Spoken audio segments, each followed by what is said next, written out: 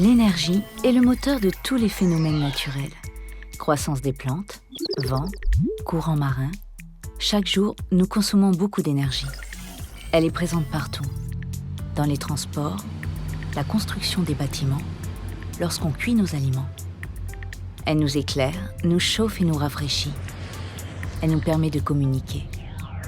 Sans énergie, plus d'éclairage, de transport, d'industrie et de construction. L'énergie est un produit précieux. Elle est le moteur de la civilisation. L'énergie est indispensable aux activités humaines. Il y a deux types d'énergie, celles qui sont fossiles et celles qui sont renouvelables.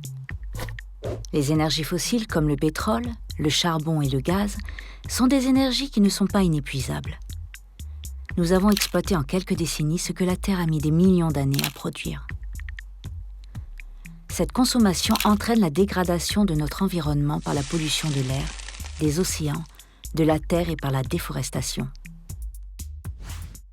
On estime le réchauffement climatique entre 2 et 6 degrés dans un siècle, ce qui peut entraîner des dérèglements importants comme l'augmentation du niveau des océans, la multiplication des phénomènes extrêmes comme les cyclones, les typhons qui mettent en péril des populations.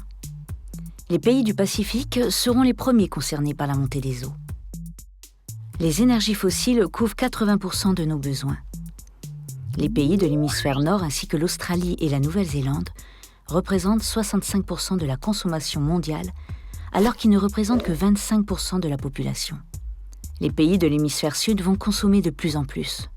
L'augmentation de la population mondiale et l'émergence de nouveaux pays industrialisés, comme la Chine et l'Inde, continuent d'accentuer la demande en énergie. Nous sommes confrontés à un double défi. Satisfaire les besoins d'énergie de l'humanité tout en minimisant l'impact sur l'environnement. Nous étions 7 milliards d'individus en 2012 et nous serons vraisemblablement 9 milliards en 2050, soit une croissance de la population de 30%. Si nous suivons cette tendance dans les prochaines années, la demande énergétique mondiale risque de doubler. La solution pour minimiser l'impact sur l'environnement est de développer les énergies renouvelables.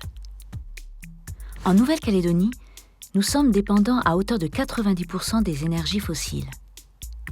Pourtant, d'après des estimations récentes, il reste sur la planète 260 ans de charbon, 65 ans de gaz, 50 ans de pétrole. Les énergies fossiles deviennent rares et leur coût ne fait qu'accroître. Les énergies renouvelables, par opposition aux énergies fossiles, sont des énergies qui proviennent de la terre, du vent, du soleil, de l'eau. Ces sources sont inépuisables. Il faut améliorer l'efficacité énergétique. Nous devons consommer moins et mieux et développer toute forme d'énergie propre. Le soleil, par exemple, est une source d'énergie extrêmement abondante car chaque jour, il émet sous forme de lumière l'équivalent de 27 ans de consommation électrique. Il faut environ 8 minutes pour que les rayons du soleil parviennent jusqu'à la Terre et nous offrent la vie, la chaleur et l'électricité.